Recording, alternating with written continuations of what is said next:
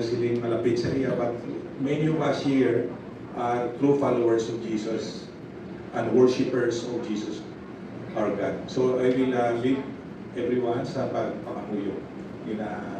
Imbita ko kamo tanan sa kung gusto niyo mag-close ang eyes, sila sa inyong mga mata, kag i-open yung heart niyo sa atol pagpakamuyo. Kung may cellphone ka mo dang loud, i-ano nyo na paliho. I-reduce lang ang volume. Lipot na lang eh. Our Heavenly Father, most gracious and loving God, humbly, O Lord, we come before your holy presence this morning here at Nature's Village as members of the Job Speed Services Cooperative.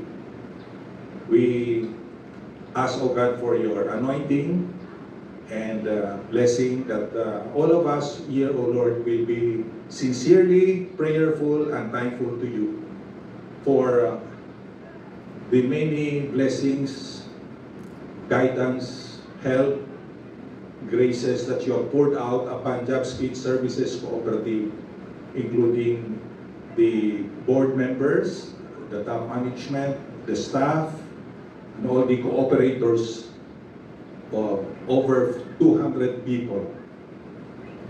Lord, we come before you with open hearts. We are grateful to you for many things that have transpired for the past 12 months. We take this opportunity to declare to you that you are God, most honorable, most glorious, and reverend. Thank you so much that you are able to sustain us by your grace and mercy for the past 15 years. That despite, O Lord, the many challenges, trials, and difficulties we have encountered, you are able, O Lord, to maintain, O Lord, the solvency, the profitability of this humble cooperative under, O Lord, the prudent management and operations of our management people, staff, and especially, O Lord, all the workers involved in the fields. Thank you so much, O God, that indeed you are the one who governs Job Speed Services. We thank you for your grace and faithfulness. Were it not, O Lord, for your divine mercy and grace, this cooperative wouldn't have existed for the past 15 years. We thank you, Lord, for everyone present here to rejoice and to enjoy this day with thanksgiving in our hearts. Salamat din Ginoo nga sa sining tion, sining year, ginaprobahan Ginoo sa Nature's Village owners ang pagbaton Ginoo sa cooperative. And thank you so much that perhaps there will be 40 workers for Nature's Village, this place where we are celebrating your goodness and faithfulness. You are our God, and you are the one who hears our prayers. You are the one, O Lord, who orchestrates everything for the good of each one of us, for our families as well as for our clients. We thank you, Father God, that for the past 12 months, our clients have been loyal to Job Speed Services Cooperative. May you, Lord, continue our relationship with them in a beneficial way, mutually viable, O Lord, so that we will not be only the ones to be blessed, but also our clients, through whom, O Lord, you give jobs to all of the workers of this cooperative. Thank you so much, O God, that there's a new business of Job Speed because we are now a multi-purpose cooperative, Father God.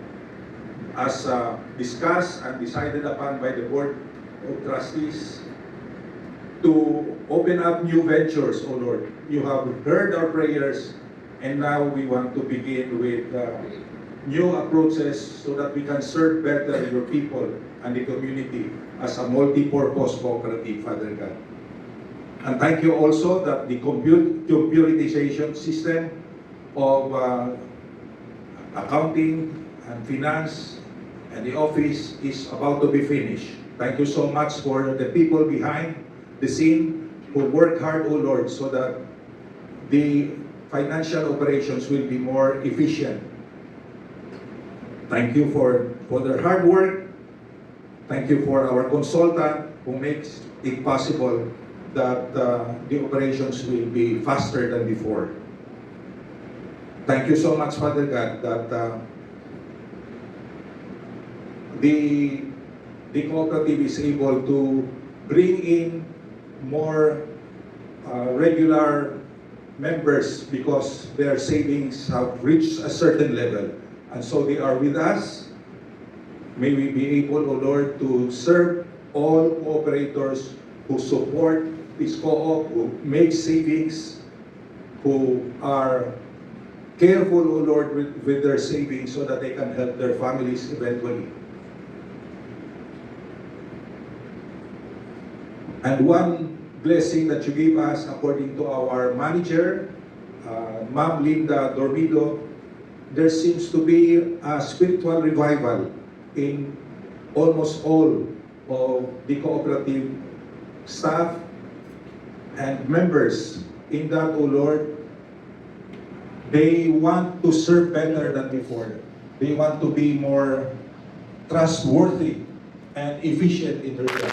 Lord, may you bless all these people who have that sense of loyalty to the cooperative. Give them, O Lord, that heart of patience, joy, and dependability, so that even if their supervisors are not able to watch them 24 hours a day, but because of you, they can perform their duties honestly and for your glory, Father God.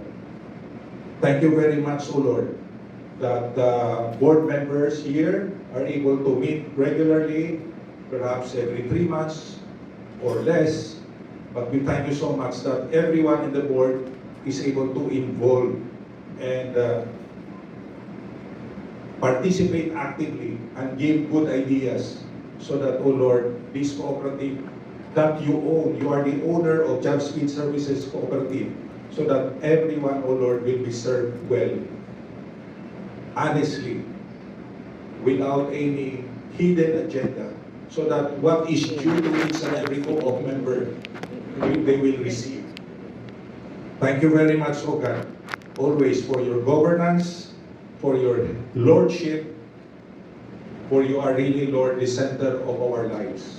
And so we pray, Father God, that you will protect each and every member of the cooperative, from the lowest rank to the highest. Please protect us this year as you have protected each one of us throughout the past year, especially with the ongoing 20 days of war in the Middle East. The future is in your hands. We do not know if war will come also on the shores of the Philippines, but we pray that there will be world peace, that you will bring about peace in the Middle East and in this world, especially in our country, the Philippines. Because if there will be war, then we will suffer so much, Father God. We pray also that you will continue, God, to bless the cooperative for the next year or even longer. That all of us, oh God, will be transparent, will be honest, will be working diligently, so that, God, you are served, or you are the primary reason why this cooperative was opened, so that your name will be honored and glorified, so that many people, many clients will be served righteously as Jesus Christ, your Son, served his disciples, the church, and the community, humbly, sincerely, honestly, O Lord. Thank you, Lord God, for hearing our prayers, and may you bless each and everyone now as we continue the celebration of this 15th Assembly and anniversary of your cooperative Job Speed Services Cooperative. All this we pray and thank you in the most wonderful name of your Son, Jesus Christ, our Lord and Savior. Everyone say, Amen. Amen.